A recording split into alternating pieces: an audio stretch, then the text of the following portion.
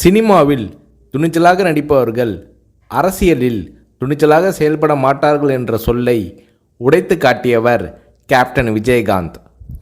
தமிழக அரசியலில் துணிச்சல் மிகுந்த அரசியல் கட்சி தலைவராக கேப்டன் விஜயகாந்த் அவர்கள் உருவெடுத்தார். கடந்த 2011ஆம் ஆண்டு சட்டப்பேரவை தேர்தலில் வெற்றி பெற்று எதிர்க்கட்சி தலைவராக கேப்டன் விஜயகாந்த் அவர்கள் தேர்வானார். அப்போது தமிழ்நாட்டின் முதலமைச்சராக ஜெயலலிதா அவர்கள் இருந்தார்.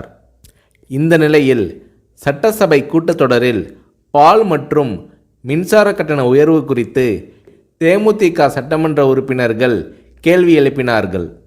அப்போது அதிமுக தேமுதிக எம்எல்ஏக்கள் இடையே கடும் வாக்குவாதம் ஏற்பட்டது. இந்த நேரத்தில் ஆவேசமாக எழுந்து பேசிய கேப்டன் விஜயகாந்த் அவர்கள், கூட்டணி கட்சி என்றால் ஆளுங்கட்சிக்கு ஆதரவாக இருக்க வேண்டும் என்பது இல்லை, மக்கள் பிரச்சனை தான் எங்களுக்கு முக்கியம், அதை பற்றி தான் பேசுவோம் என்று கர்ஜித்தார் கேப்டன் விஜயகாந்த். இந்த நேரத்தில் ஜெயலலிதா அவர்களும் கேப்டன் விஜயகாந்த் அவர்களும் மாறி மாறி கடும் விவாதத்தில் ஈடுபட்டனர். இது அன்றைய காலகட்டத்தில் பெரும் பரபரப்பாக பேசப்பட்டது.